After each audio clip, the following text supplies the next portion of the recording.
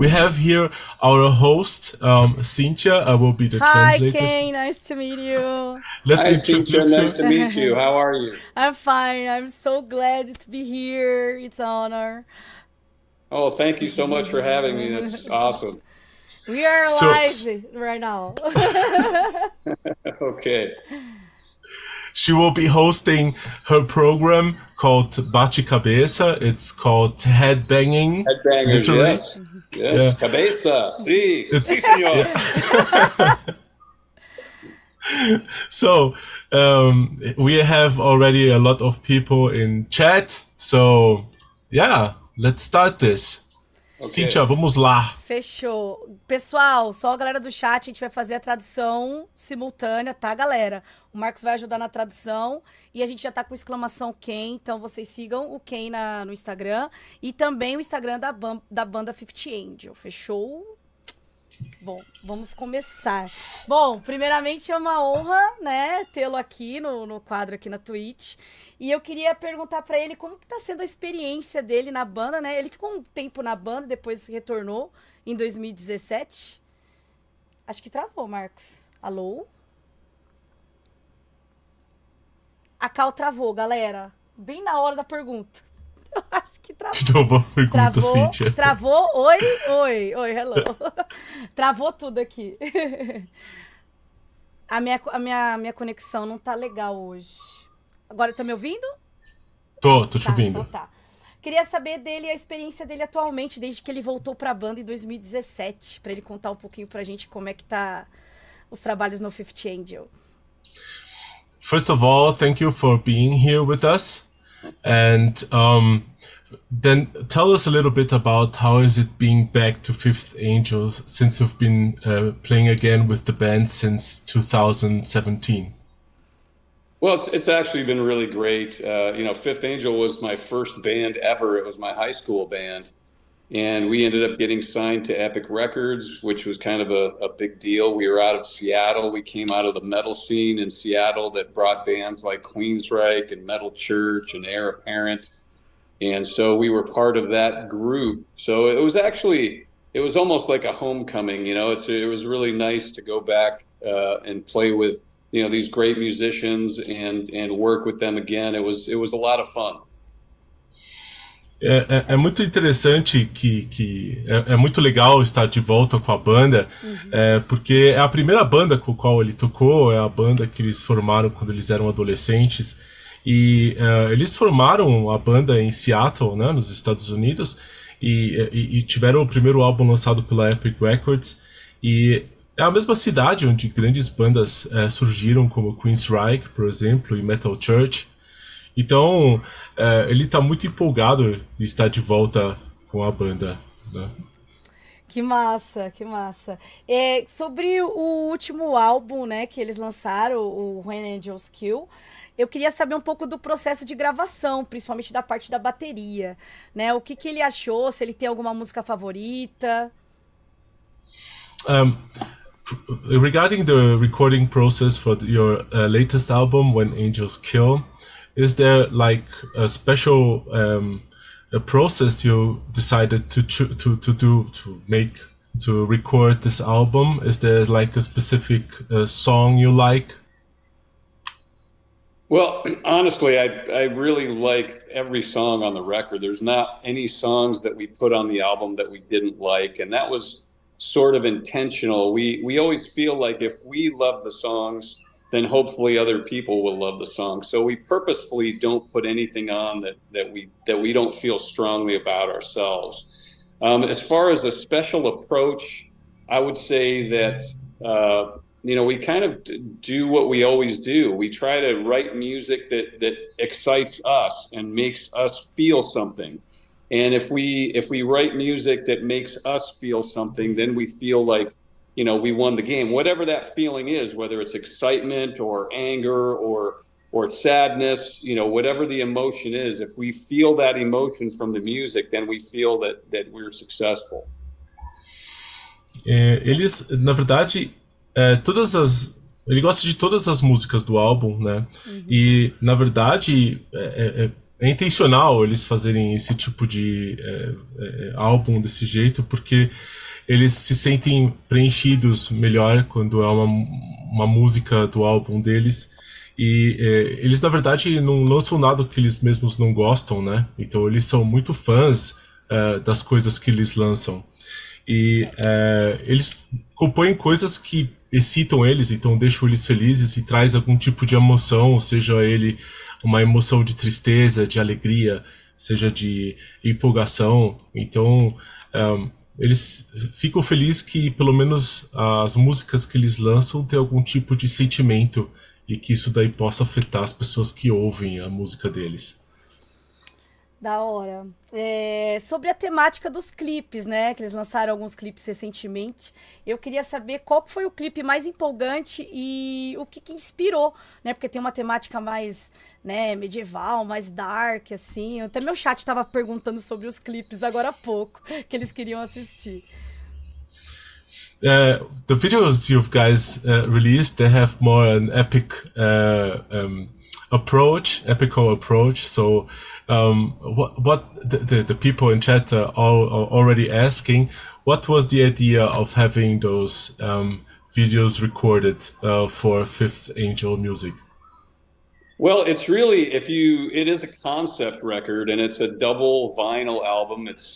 It's almost 70 minutes long. So, for us, it really was an epic undertaking. Like, the album itself took much longer than we thought. we thought we'd be done with the album maybe in about a year, and it ended up taking us 2 years to finish that record. So it was a tremendous amount of work. It was for us, it was a very epic sounding record. We really haven't done things like used orchestra in the past, and so we wanted to make something that was very specific in terms of trying to be utilize elements that we haven't used before. We made it a little bit more progressive. We kind of showed the musical development of the musicians a little bit more than maybe the last album. So we kind of feel like this was a very special record in terms of we also, I don't know if Cynthia knows this, but we took some of the lyrical ideas. We noticed that the first 3 albums had a lot of similar themes. And so what we did is we wove them into an actual story. So if you listen to the album, if you close your eyes, it's a movie more so than a record. So it's kind of a unique album for us, and it's a very special one. So we did feel like we wanted it to be a more epic type of presentation and a more epic type of feel, because we feel like, this was sort of like an album that sort of ties together all of the first 3 albums. Caraca. Então, é interessante que esse álbum aqui, ele queria que fosse épico, queria uma sonoridade que fosse estrondosa, que tivesse uma qualidade impressionante, porque ele é um álbum que demorou 2 anos para ser feito. Então eles queriam colocar tudo no álbum, seja a parte de crescimento dos músicos, a parte dos elementos de cada instrumento, de cada parte sinfônica ele queria colocar também. Então tem tanta coisa que eles queriam colocar que isso demorou muito tempo para ser incluído. Ele não sabe, ele disse que talvez você não saiba, mas o álbum ele tem a mesma temática dos dois álbuns anteriores do Fifth Angel. Uhum. Então se você fechar os olhos e ouvir o álbum, ele segue uma sequência relacionada aos 2 primeiros álbuns. Então é como se você visse um filme. Então ele diz que a parte lírica ela segue a mesma temática dos 2 primeiros álbuns que eles lançaram. E ele disse que o álbum ele tem também uma sensação de épica, né? A parte de melodiosa, a parte sinfônica é uma parte muito importante do álbum, e é uma parte que isso também acabou indo para os clipes, né? And this is like something that went to the videos, right? This epicness. Yes, that was the idea. That was the idea behind the videos. We wanted the videos to match the album, and we wanted to start telling that story through the videos. E é legal que ele diz que, através dos videoclipes, eles queriam contar essa história. Então, essa parte épica, essa parte sinfônica, ela toda é passada pelos clipes que eles lançaram, né? Inclusive desse último álbum. O pessoal do chat estava até comentando sobre antes, né? Falou assim, parece que eu tô num filme, alguma coisa assim. Por isso que eu perguntei da temática e tudo mais. Yeah, the chat was saying, wow, it looks like we are in a movie, so that's why she asked about this. So the sensation, the feeling of being in a movie is really important. Well, that's sort of the idea behind the record. The idea behind the record is that you could close your eyes and listen to it and be transported into being able to see what the story is saying, where you'd be able to see the story. Hopefully, maybe someday, maybe we'll be able to make a movie based on the album. That would be nice. Ele diz que essa ideia de passar essa informação para os videoclipes, e quem sabe um dia eles vão fazer até um filme relacionado a essas temáticas que eles abordaram nesses álbuns. Seria super legal. Faria sucesso. Super nice. Faria super sucesso. Tem alguma novidade para o Brasil? Alguma turnê? Alguma coisa aqui para América do Sul? Como é que tá isso? Are there intentions of coming to Brazil at some point? Are there plans? Well, we've certainly been talking with some promoters about doing that. The band would love to come to Brazil. I mean, it's definitely something that we would very much like to do. So I think the challenge, nowadays is just, you have to be able to do something that works financially for the band. And we have to at least break even. We're not even worried about making money. We're just trying to break even. And it's very difficult because there's a lot of, I think, in today's music business, everybody is touring, constantly because really there's not, you really can't make a living from the actual music anymore. So you have to make your living on the road and touring. And so, you want to be sure that you can at least break even. So if we're able to do that, then we'd certainly love to come to Brazil. Eles estão em contatos com promotores, né, para poder fazer essa turnê acontecer, e principalmente vir para o Brasil. Obviamente é um sonho para eles poder vir para cá, mas é muito difícil, né? É um grande desafio fazer turnês hoje pelo mundo, porque eles não querem gastar dinheiro do bolso deles, porque no negócio da música hoje é muito difícil de viver dele, né, do negócio da música. Então só lançar álbum não é mais algo que te dá dinheiro, né? Então eles precisam pelo menos fazer turnês. E as turnês, quando eles fazem, pelo menos precisam ser um ganha-ganha. Então, pelo menos, eles não querem nem fazer dinheiro, eles querem apenas fazer a turnê sem que eles percam dinheiro no processo. Então, é um desafio grande que eles têm, mas eles, claro, querem muito fazer a turnê no Brasil e na América do Sul, é um grande sonho para eles. E algum festival na Europa em vista pro ano que vem, ou por enquanto nada, assim, né? Só pra eu saber, porque normalmente eu vou no Sweden Rock, né? Sempre dou uma passada ali por aqueles lados. She is also interested if you're going to tour Europe at some point, because she visits Sweden Rock every year. So nice.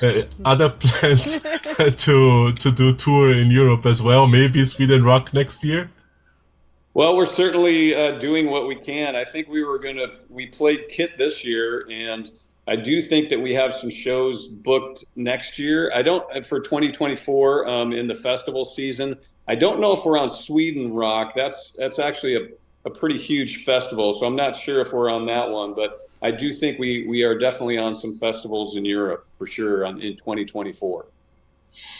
Ele disse que certeza ele estará em algum festival na Europa no ano que vem, mas não tem certeza se vai ser Sweden Rock, porque é um grande festival, então ele não tem certeza de que eles estarão por lá. Certo. E eu queria perguntar para ele se atualmente ele tem ouvido alguma banda, alguma coisa, assim, não sei, de alguma banda ou algum músico que tenha chamado a atenção dele atualmente para ele recomendar, até mesmo para a galera do chat. pessoal já tava perguntando aqui sobre. Have you been listening to other bands? Is there some bands you would like to recommend? There are people in chat asking, and they're curious about what you have been listening. Well, I could recommend Flotsam and Jetsam. We've been working on a new record, so I listen to them quite a bit right now. So we're tracking drums and vocals and everything else at the current moment. So that's one. That's another metal band I would highly recommend. And Insiders. Yes, exactly, insiders. Honestly, to be 100% honest, I don't have a lot of time. I'm usually, producing and working in the studio. And so I don't really get a chance to listen to too many other bands. There's a good friend of mine, Leather Leone. She was the singer from Chastain. I think she's toured Brazil a few times. And it looks like we're doing a show in Mexico together. And I haven't toured with her since, I think, or performed with her since 1986 or something like that. So maybe it's 1987 or 88, somewhere around there. But I would recommend, Leather has some great material too. I really enjoy her records, but I have heard some of her music, and I think that's great music too. É interessante que o Ken aqui, que está com a gente, ele faz parte de outra banda clássica do metal, sim, que é o grandioso Flotsam e Jetsam, que ficou famoso por também ter tido Jason Newsted como baixista. Então, é uma banda com a qual ele está trabalhando, e ele é o baterista da banda atualmente, e ele recomenda vocês ouvirem Flotsam e Jetsam por óbvias razões. É um cara que já está na banda, então ele recomenda, mas ele ultimamente não tem tido muito tempo para ouvir outras bandas, porque ele está muito ocupado produzindo e trabalhando no estúdio. Mas ultimamente ele está indo fazer uma turnê com Leather Leone, que é a cantora do grandioso Chastain. Uhum. E o Chastain é uma banda clássica de heavy metal, que ele já não fez turnê desde 1986, ele acredita. Então, ele recomenda que vocês ouçam Leather Leone com seu Chastain, ou até a banda solo dela, que é o Leather, que inclusive veio para o Brasil. Então, vale a pena a audição. É uma grande banda. Muito massa. Ó, já tem pergunta aqui também. Estão perguntando qual foi o show que ele mais gostou de ter ido. Se ele vai em shows, inclusive, não sei se ele frequenta algum show. E se ele iria de novo no show dessa banda. Se tem alguma banda que ele já frequentou shows, alguma coisa assim que ele goste. The chat is asking if you have been on concerts nowadays, and if there was like a band that impressed you live. If you went on a concert recently. Yeah, actually, well, there's so many great artists out there. As far as, are you talking about specifically metal artists or any artists? Any artists. Any artists. Okay. I have friends in a lot of great bands. I have friends in Queensryche. I have Jeff Tate's a friend of mine. He also tours with his band. I have friends in Journey, which is a great live band. I have friends in Hammerfall, they're another fantastic live band. Alice Cooper, of course, is another, they're doing great, and those are friends as well. So Accept are friends of mine, and I think they do a fantastic job. And I have friends in Saxton as well, and that's another band that I think is really bringing it live. Holy shit, Ken. That's a lot, right? This is a lot. Such classical bands. I envy you already. I will translate this now, but it's that's so much metal that it get people aroused. Just one moment. Então, é interessante que, na verdade, ele tem tantos amigos e tantas bandas clássicas que até fica meio que sem ar. Então ele disse que tem tantas bandas que ele já viu ao vivo, como Queensryche, o próprio Geoff Tate, que foi o vocalista do Queensryche, Journey, que ele tem amigos no Journey também, que é uma banda que ele ama demais. O próprio Alice Cooper, onde ele já foi baterista, então é um cara que ainda faz shows muito bons. Ele também é amigo de Accept, o pessoal do Hoffman, os caras são impressionantes.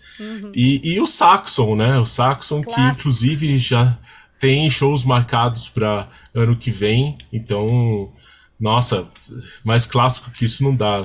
Épico. Eu já fui 5 vezes no Saxon já, acho que eu até perdi as contas de quantas vezes eu vi. Sitya did see Saxon like 5 times already. I envy her as well. Yeah. This is like something pretty new. Now we have to see Fifth Angel. For sure. Well, a lot of these bands, I worked with, I toured with Accept, I toured with Alice Cooper, so a lot of times, there's, these, I get to see my friends go play, I'm friends with guys in Megadeth. So it's like, I tend to be able to go to see, some of these great classic bands, which is nice. It's really a cool thing. And the idea of doing like a concept album, like When Angels Kill, is it like reference to also Operation Mindcrime from Queensryche, or is it not something that influences you when it comes to thematics from other bands? No, it definitely influenced us. I mean, what we did is when we wanted to make a concept record, we had talked about doing a concept record on The Third Secret, but we didn't get around to it. And so on this album, what we did, we had some time because of COVID and everything. And so we went and studied, some of the greatest concept records of all time, like Pink Floyd, The Wall, Halloween, Keeper of the Seven Keys, Queensryche, Operation Mindcrime. I mean, we tried to go and listen to all the great concept records and kind of, formulate some ideas from that. So I would say it was definitely an influence. All of those records were definitely an influence. We tried to make a classical concept record that would stand the test of time. And so we figured, what better way to do that than to really listen to, some of the greatest concept records ever. É interessante que eu perguntei sobre os álbuns conceituais que talvez tenham influenciado eles, inclusive da banda que ele curte e são amigos, que é o Operation Mindcrime do Queensryche. E ele disse que quando eles lançaram o Third Secret, que é o segundo álbum da banda, eles até pensaram em fazer um álbum conceitual que depois, no terceiro álbum, que se tornou realidade, né? Mas ele claramente ele tinha muito tempo por causa da pandemia e com os álbuns, claro, The Wall, do Pink Floyd e é claro, outros álbuns como Operation Mindcrime, do Queensryche, eles conseguiram trazer esse approach clássico para uma temática de um álbum que resistisse o tempo, né? Porque o tempo tende a fazer as coisas ficarem velhas, sim, né? Então o Fifth Angel pensou nisso ao lançar When Angels Kill. Muito da hora. Eu queria, assim, uma curiosidade, né? O pessoal até juntou perguntas aqui no meu DM, mandaram aqui, se ele tem uma história inusitada na época do Alice Cooper, assim, que ele pode contar pra gente.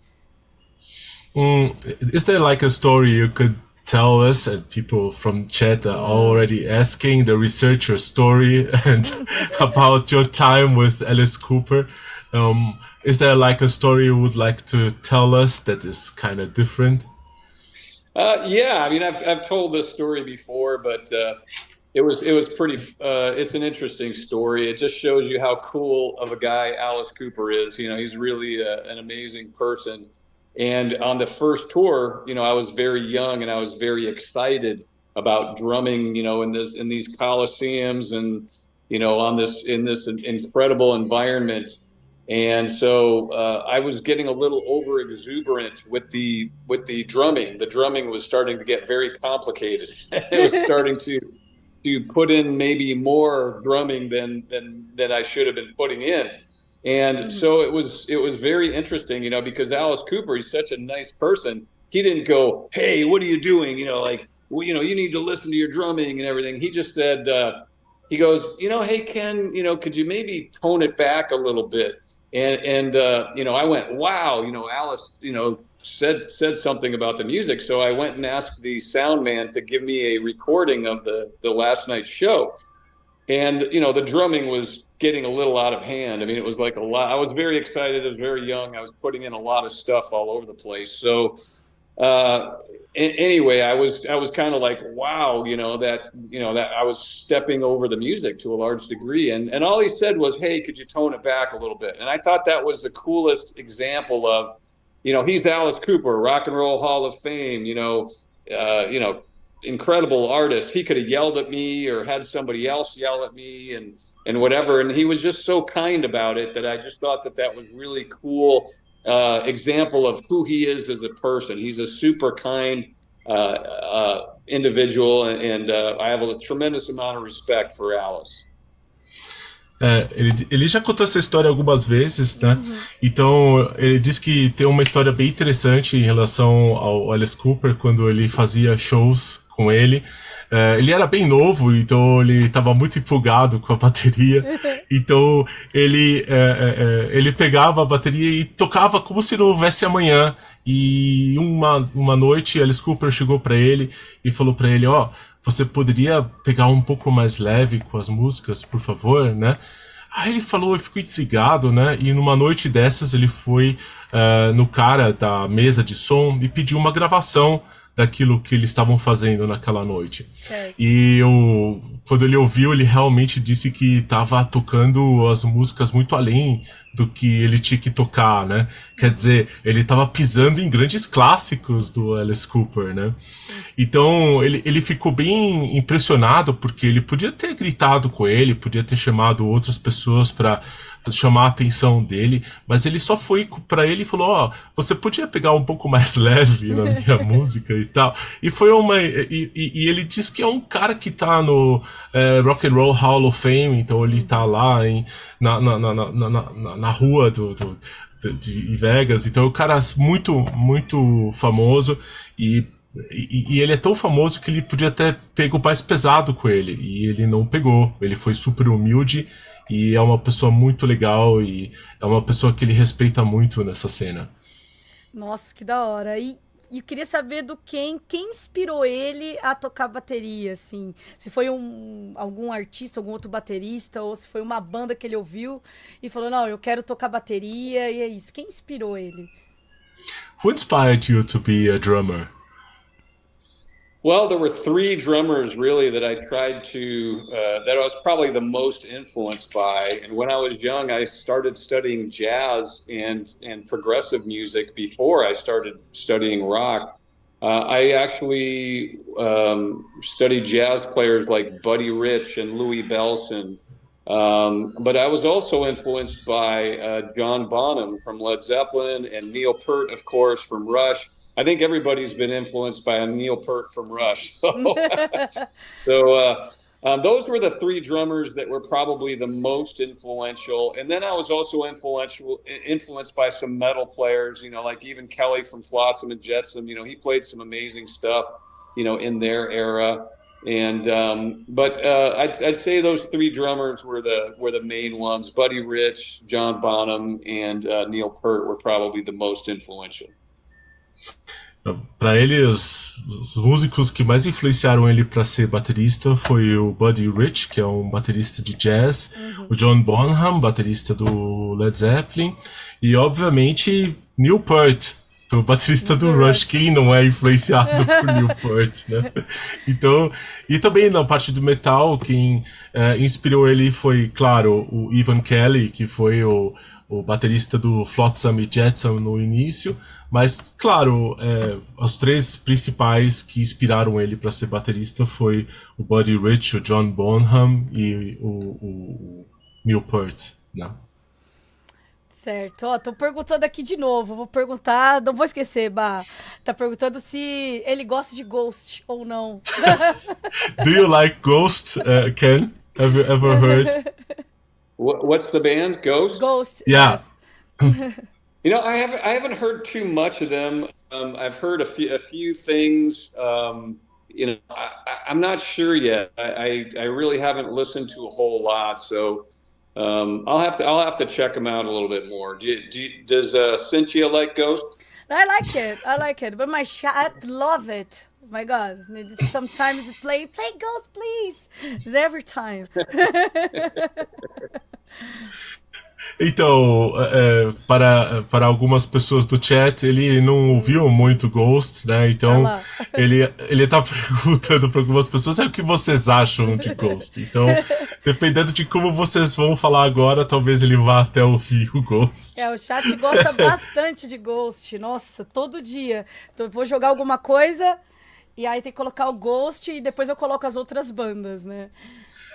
Cynthia is like and she does a lot of games, and when she's like playing a game and she puts like a song on background, she always gets asked to put Ghost. So they love Ghost, so it's interesting how people are excited.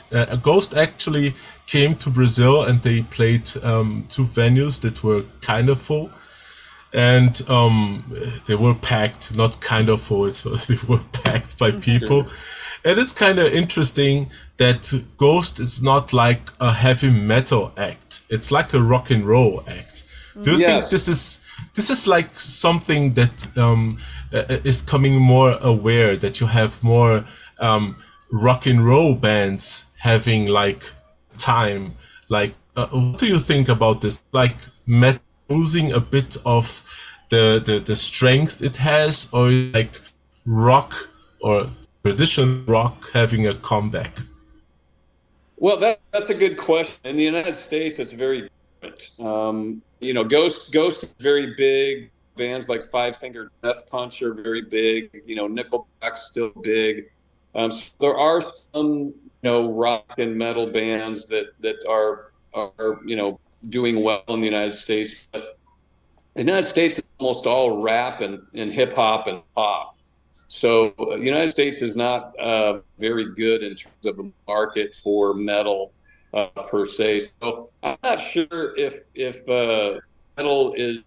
I think metal is still very strong. It's very strong in Europe. I think it's very strong in South America. I think it's strong in Mexico. I just think the United States is not. It's not a very good market for metal. Does that make sense? No, not at all. But let's translate it and make this a discussion. Então, é interessante que ele fala que 3 bandas que ele vê fazendo muito sucesso é o Ghost, o Nickelback e o Five Finger Death Punch, né? E são bandas que fazem sucesso nos Estados Unidos, só que acha que o metal não é bem forte mais nos Estados Unidos, né? Ele acha que lá a cena musical ela é dominada por hip hop e por rap e pelo pop. Então, tipo, a probabilidade de você ouvir metal é quase...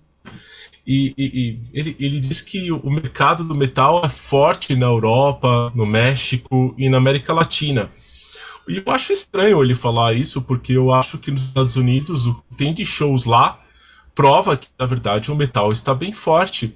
Recently we have the Power Trip Festival, where you had like Judas Priest and Iron Maiden, and there are other festivals like from Metal Injection. There were a festival with more heavier bands. There are like other festivals that bring like more death metal bands. Maybe metal is having like transformation in the US. Maybe it's getting more heavier. Is that something that might be happening, or is it like an impression I'm having?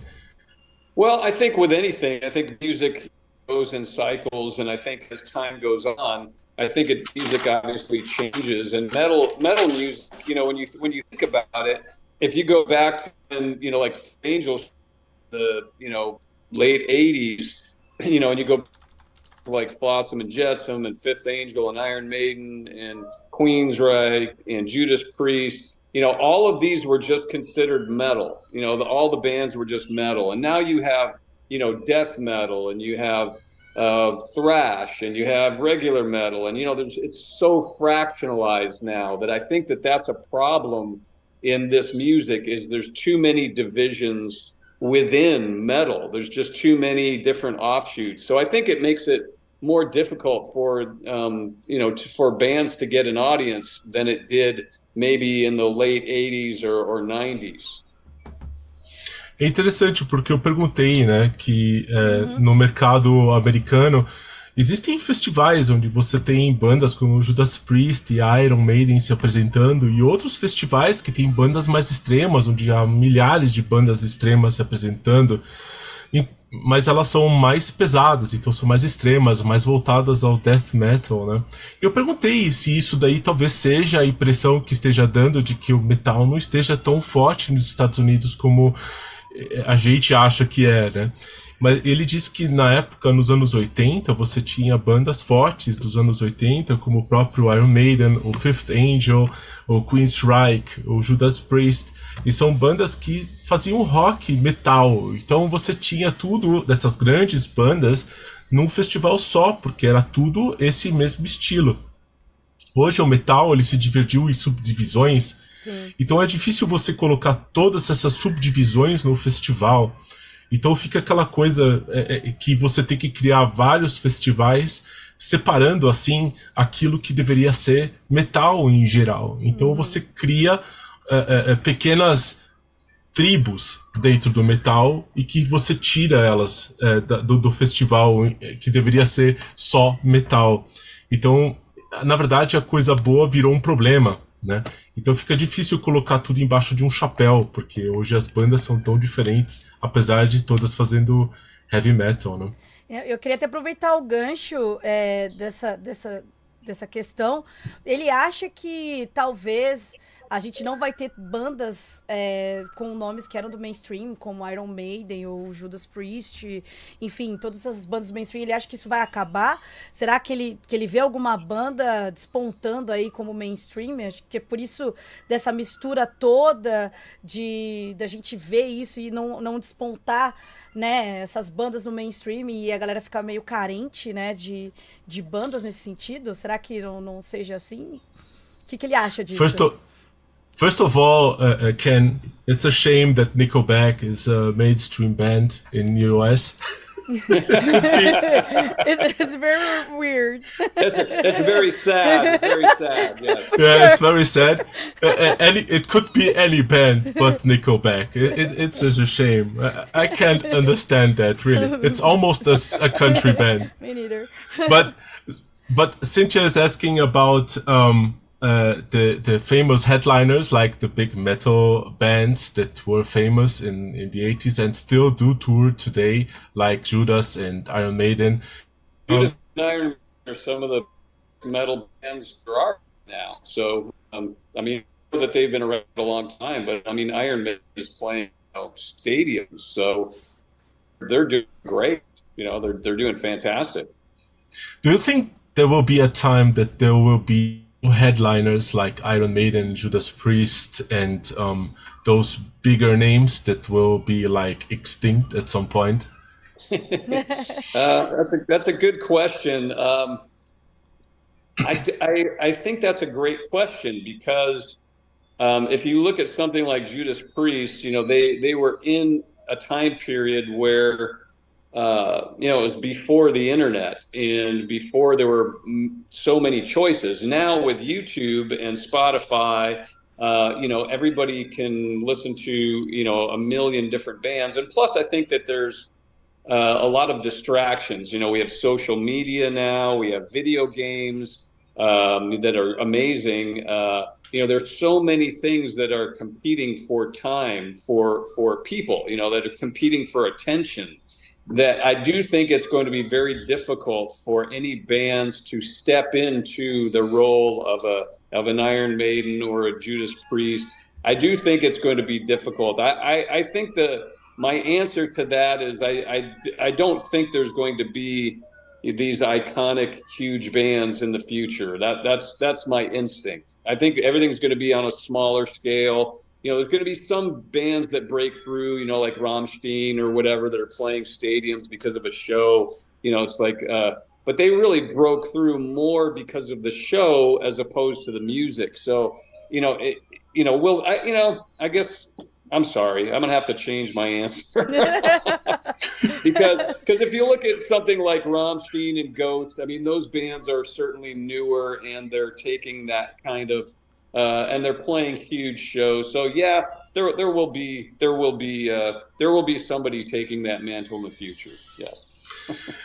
Na verdade, nós começamos nosso papo falando que é lamentável termos bandas como Nickelback sendo uma das grandes bandas dos Estados Unidos. A gente riu muito porque Nickelback é zoado por todas as pessoas da internet, então eles sempre são zoados por serem grandes, mas não deveriam ser, porque não fazem música boa. Então, ele diz, a princípio ele começou falando a resposta dele dizendo que bandas como o Judas começaram na música em um tempo onde não havia distrações. Isso então, é verdade. Você não tinha jogos fantásticos, você não tinha YouTube, você não tinha as redes sociais, você não tinha Facebook, Instagram, Spotify. Então não tinha coisas tomando o seu tempo. Então hoje em dia, e antes você podia ouvir só Judas, é o que tinha. Então hoje você tem tudo isso, mais as zenilhões de bandas competindo o seu tempo. Então você vai escolher aquilo que você achar melhor. E nada mais justo. Então é muito difícil você achar uma banda grande como Iron Maiden, Judas Priest, entrando no lugar dessas bandas, ou preenchendo o espaço deixado por bandas icônicas, né? Mas aí Ken gosta de mudar sua opinião quando ele assim lembrou de Rammstein e Ghost e mudou sua opinião dizendo que existe sim a possibilidade de bandas preencherem espaço de bandas grandes, mas é mais por causa da proposta do show, que seria, no caso, algo que é a experiência de ver uma banda dessa se apresentando. O Rammstein é uma banda que se apresenta com fogos de artifício e um palco absurdo, então, e o Ghost tem essa experiência também, Sim. com maquiagens, pessoas estranhas no palco, fantoches e vidros de igreja no fundo. Então, afrescos, desculpa, falei vidros, mas no fim, essas bandas, no ponto de vista dele, podem sim substituir facilmente um Judas Priest e um Iron Maiden no futuro. Entendi.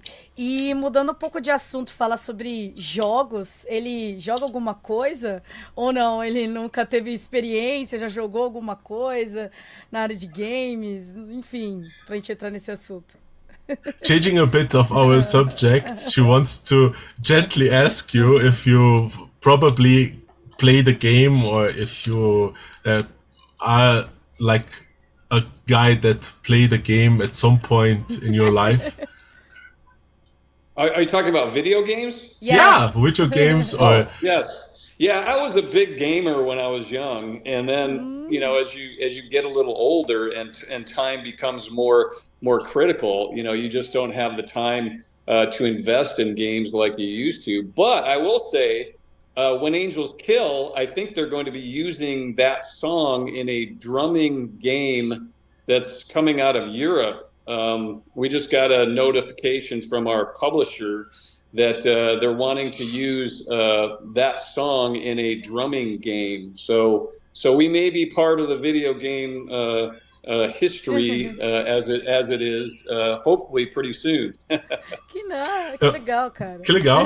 This is amazing. É muito legal que, na verdade, eles jogavam videogames quando ele era mais novo, né? Mas agora, como adulto, ele mal tem tempo para gastar com jogos, porque ele tá muito tempo no estúdio, ou ele tá sempre em algum lugar, então o tempo é algo que ele não tem para gastar com jogos, né?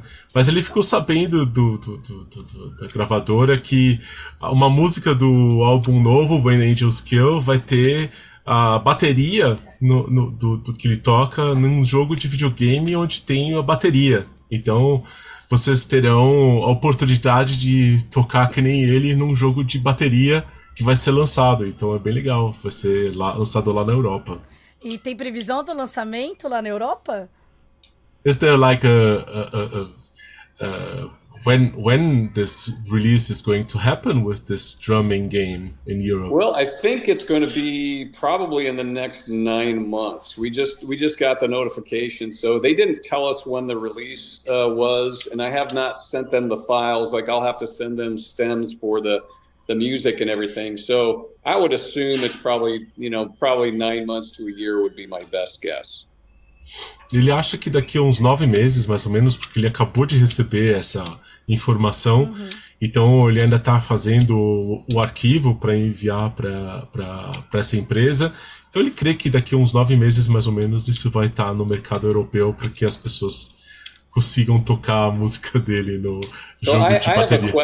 I have a question. What's Cynthia's favorite game? My favorite game, Final Fantasy VIII. That's my favorite. What is it called? Final Fantasy VIII. Okay. Final Fantasy is a Japanese franchise. Final Fantasy is a Japanese franchise, and it's about also an epical dispute about a guy that has like a big sword and fights against a disaster that's going to happen in his world that is the end of everything. Oh, it sounds like the Fifth Angel album. Yeah, it's interesting. The end of everything, yes. But he has even to fight against the evil within. So yeah, it's kind of interesting. That still sounds like the Fifth Angel album. So yeah, it's a rip-off. So they ripped off the Fifth Angel album. Ele tem algum jogo favorito da infância dele que ele jogou? Não sei, Mario, talvez um Sonic, alguma coisa assim que ele lembra? Is there something like older that you used to play that you remember that when you were young you used to play? Oh, absolutely. There's this is going way back, but there was a TurboGrafx game called Military Madness that was an incredible, it was more of like a chess game. It was more of like you had to maneuver your military pieces around to beat the computer, and it would have all kinds of different levels. But that was one of them that I enjoyed the most. Was Military Madness. That was a great game for its time period. But there's other great games. Halo. I played a little bit of that. That was great. That's also a long time ago. But I haven't really played. I haven't played video games just because time-wise, we don't have a lot of time. We're always. It seems like we're always doing something. We're either writing or recording or touring or. There's always so much going on that it's really difficult to find the time to play video games. I'm traveling so much too, like I'm usually, at the airport. So it's not the best, environment to try and do that. But I do love video games. I think they're fantastic. And nowadays, they're so much better than they used to be. We even used to play Wii, with the baseball and the tennis and all of that stuff. Like that was fun. But so yeah, it's been a few years. Ele na verdade jogou lá atrás, no tempo que ainda jogava videogame, teve um jogo chamado Military Madness, na verdade TurboGrafx é um negócio muito antigo e era tipo estratégia militar, né? Então era muito interessante que na época era um jogo muito além do seu tempo, que era basicamente um jogo de tática, né? E ele lembra que ele jogou Halo um tempo lá atrás, quando o Halo foi lançado. Só que ele não tem muito tempo para jogar, porque ele viaja muito e falta muito tempo para ele poder se dedicar a um jogo 100%. A banda inteira tentava jogar no Wii, né? Com beisebol, tênis, né? Mas para ele sempre foi muito difícil achar tempo para sentar e jogar. Eles sempre estão fazendo outra coisa, então principalmente compondo e trabalhando no estúdio. Então tempo é sempre um problema para eles. And just a question, Ken. This is like I would like to know a bit about when do you get time to learn drums? Do you still learn your drums? Do you like to learn it by having other drummers as a point of view, or is it like how do you learn your instrument more and do it better? Sure. Well, I'm always excited about getting better at what I do. So for me, I do practice a fair amount, and I put a lot of thought into when we record an album, like when we record Fifth Angel or when we record Flotsam. I definitely put a lot of thought into what I'm going to play. And so that's a good question. I do practice every day. And as far as what I do to get better, I mean, my philosophy on practicing is you want to practice on different things than what you're playing, because you're going to play what you play fine, but you need to move forward and you need to get more aggressive and faster and add different elements to your vocabulary. So for me, I try to spend a fair amount of time developing new ideas and new sound sources and moving my drum kit around and trying different things. I always try to get better and better every single day. So yes, it's a very passionate, like, you have to be passionate about that. And again, it takes time. It takes time to do that. But drumming is definitely one of the great loves of my life. I mean, I really enjoy it. It's a fantastic instrument. And I will say it's the greatest instrument ever made. Well, this is like questionable, but it's not. I will tell you why drums are the greatest instrument ever. Okay, you ready? Yeah, let's go. It's the oldest instrument, right? It's the first instrument known to man is drums. Take drumming out of any music, like take it out of rap, take it out of pop, take it out of rock, take it out of metal. What would you have if you take the drums out? It would be awful. So the only music you can listen to without drums is classical music. So I will say officially on the record, drums are the greatest instrument known to man. This is true. Yeah, you proved your point. I proved my point. Sure. Yeah. Então, muito legal que a gente perguntou sobre como ele se desenvolve musicalmente, se ele utiliza outros estilos musicais como referência. E ele diz que, na verdade, ele sempre se prepara para aquilo que eles vão tocar. Então, ele pratica diferentes outros estilos musicais. Então, ele está sempre se aprimorando. E muitas vezes ele também pratica para ser mais agressivo e mais rápido do que ele toca atualmente. Então ele está sempre se desenvolvendo, mudando as partes da bateria de lugar. Então às vezes ele tem um prato num canto, um prato no outro. E ele se considera apaixonado pelo instrumento, um verdadeiro fã da bateria. E ele considera que a bateria é o melhor instrumento já inventado. E aí ele falou, aí a gente riu, falou, isso não é possível, né? Porque, né, você tá falando porque ele toca bateria. Ele falou, não, isso é verdade, vou te provar o ponto. Essa é a parte mais legal. Ele disse que a bateria foi o instrumento criado primeiro pela humanidade, porque você precisava de um ritmo. E também, se você tira a bateria de qualquer estilo musical, você a torna obsoleta. Quer dizer, você não tem nada na música se você tira a bateria. A único estilo musical em que a bateria não faz muita diferença é a música clássica, né? Mas até aí, a música clássica é brega. Cynthia is telling that in the classical music, the drummer is also important. You have like at least... Fala pra ele, eu fiz... Mais ou menos, sim. E eu fiz piano minha vida inteira, ainda me formei no piano conservatório, olha só. La bateria é magnífico, sim?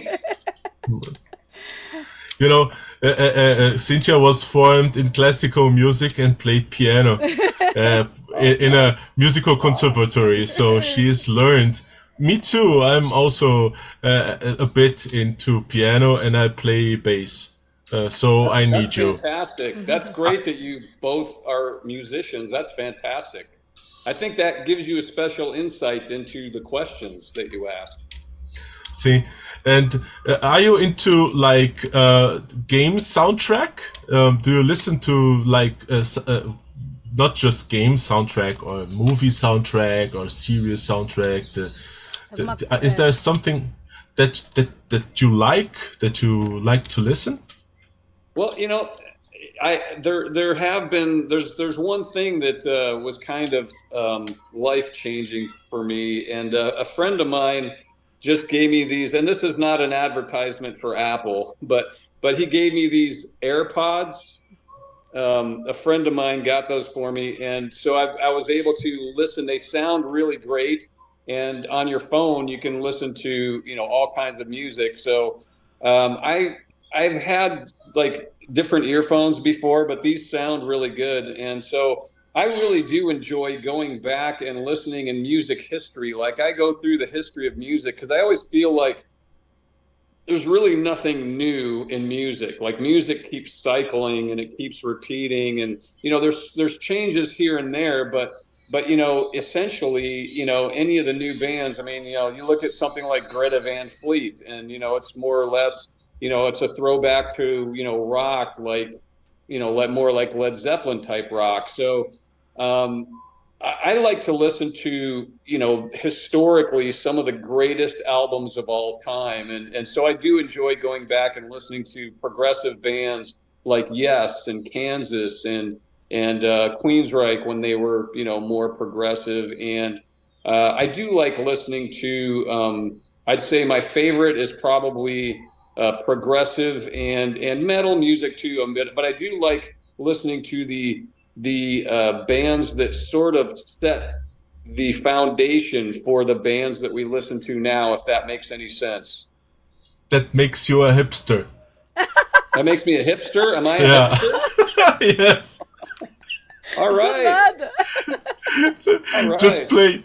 It's just I love progressive music, and people consider me like a hipster just because I listen to like Emerson, Lake and Palmer and Yes. Oh, I love that band. Yeah, ELP was awesome. I mean, you go back and listen to what they were doing in that day, and it was really, quite groundbreaking. And you can hear the seeds of everything that bands today are doing, bands like, Dream Theater and even Fifth Angel, where we're, doing things that are a little more progressive, and you kind of hear the seeds with, some different time signatures and some of the different things that are done. So, that's probably my favorite, is to go back and listen to some of the originators of the genre.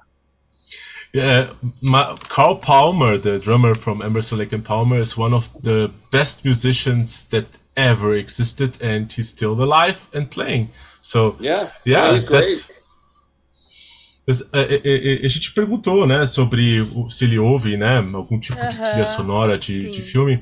E ele falou que hoje em dia ele ouve com seus AirPods que ele recebeu de um amigo. Ele ouve coisas que ele considera clássicos, né? Então, tipo, não existe mais coisa nova que ele já não tenha ouvido ou que já não tenha sido feito. Então ele ouve bandas clássicas como o próprio Yes, Kansas, ele ouve as coisas velhas de Queensryche, porque eles vivem basicamente voltando para aquilo que eles faziam. Então, basicamente isso. E, por exemplo, o próprio Greta Van Fleet, eles se baseiam em coisas velhas para fazer a música deles. Então é basicamente um Led Zeppelin, né? Uhum. Então ele considera que hoje você tem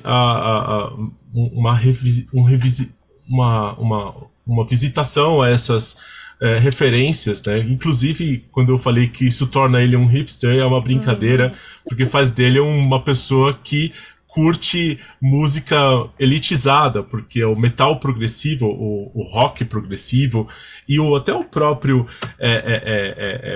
o estilo dessa época era visto como algo muito intelectual, era muito próximo ao jazz.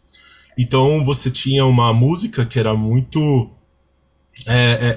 forte, muito pesada para algumas pessoas, não era mainstream. Então os caras ouviam Emerson, Lake and Palmer, e eu falei, Emerson, Lake and Palmer é uma das grandes referências para mim. E Carl Palmer, para mim, é um dos maiores bateristas que existiu e ainda existe, né? Porque ele ainda toca. Então, é uma das grandes bandas que nós temos, ou tivemos. E, claro, isso junta tantas outras bandas. Então, ele é mais um estilo... ele aprende muito ainda com o rock progressivo. And krautrock is also something that you may listen also, right? What is it? Krautrock. like Anyone's Daughter, like those classical rock and roll bands from Europe, like from there's like Elf and there's like so many bands that were famous you mean at the like time. bands like Elf with Dio, you mean? Yes. Yeah. Well, Dio was one of the first rock stars I met. I met him in Denver in 1980. I think it was 1985. One of my first tours I was ever on that I met Dio. Super nice guy. But yeah, what a great voice. What an incredible singer. Yeah. Gio, again. It's a rock star comment. I love it since you have so many stories to tell, and you're being so humble and kind. So thank you so much, Ken. Oh, thank you so much for having me, and you know, it's like anytime I can help out, just let me know. E é muito legal porque ele também teve contato com o Ronnie James Dio, que também tocou em bandas como Black Sabbath e tal. Ele teve uma banda, a princípio, chamada Elf, que é uma primeira banda que ele tocou. Então ele, nessa época, quando ele fez turnê pela primeira vez, ele só trombou com o Ronnie James Dio, né? Eu falei, cara, é muito legal você ter um clássico, uma pessoa tão histórica na nossa live. Então eu falei, agradeci, ele falou, quando vocês quiserem, estou à disposição. Pode falar que eu agradeço demais. E eu queria, assim, né? Meio que a gente já tá partindo para os finalmente aqui. Ele como baterista. Eu tenho um monte de gente que aqui toca guitarra, tem baterista, tem vários músicos que sempre estão na minha live. Eu queria que ele desse uma dica para quem tá começando a tocar bateria ou para incentivar alguém a começar a tocar bateria, né? O que ele poderia falar para essa galera? Now, there's a lot of people asking where they should start playing drums, and if a person wants to play drums, where he should start, since it's an expensive instrument. Sure. Well, you can start very inexpensively. You can start with a pair of drumsticks and a snare drum pad, which probably, you know, I'm guessing in the United States is about $25. So, you can start with that, and I'd say rudiments. You know, when I started out playing drums, the first thing I did is I spent 1 year just playing snare drum, and just all I had was a pair of drumsticks and a drum pad. My family was pretty poor, and so I didn't get my first drum set until later. I'd already been playing drums for a couple of years, and I got a drum set, and you know that was an amazing thing. You know, my mother. Back in the day, you know, I think it cost like $200 or something, or $150. And, you know, back in that day, that was a huge amount of money for my family. So my mother was kind enough to take a risk to get me started. But all that to say that you can start very cheaply. You can start with a pair of drumsticks, a drum pad, and a book of rudiments. And, you know, now with YouTube, you can just look on YouTube and you can watch people. They will show you how to play through each rudiment. So that would be the perfect place to start right there. Na verdade, a bateria pode ser até um instrumento muito barato. Ele diz que quando ele começou a bateria, ele vem de uma família muito pobre. Então a mãe comprou um par de baquetas e uma espécie de... Eu não sei como chama isso em português, que eu não sou especialista em bateria, é tipo tambor. Deve ser uma caixinha, deve ser a caixa. A caixa, deve ser a caixa. E lá ele aprendeu a tocar bateria, com a par de baqueta, uma caixa, e ele utilizou uma espécie de... um pad que você treina em cima, onde você só faz o ritmo em cima de um pad. Então isso, na verdade, é a forma que você pode começar a aprender a bateria. Então, e é claro, com uma espécie de livro, né, que você entenda mais ou menos o ritmo e tal. Então, tudo isso faz parte do princípio do baterista, né? A bateria inteira ele só teve mais pra frente, porque no começo a família dele não podia comprar uma bateria para ele. Então começou super humilde. It's awesome that you turn out to be such an amazing drummer, even with such a small start. It's amazing the will you had to play the drums. Well, I think when you really love something, you know, if you love playing an instrument, you know, like in your case or Cynthia's case with piano or bass, or you know, if you love it, it's not work. You know, it's fun, and you enjoy it. So it was never work for me. I always loved playing. So it's very. I feel very blessed that I've been taken on this amazing journey because of drums. I mean, if I had never played drums, you know, none of this would have happened. And I feel like I've experienced many things that were amazing because of drumming.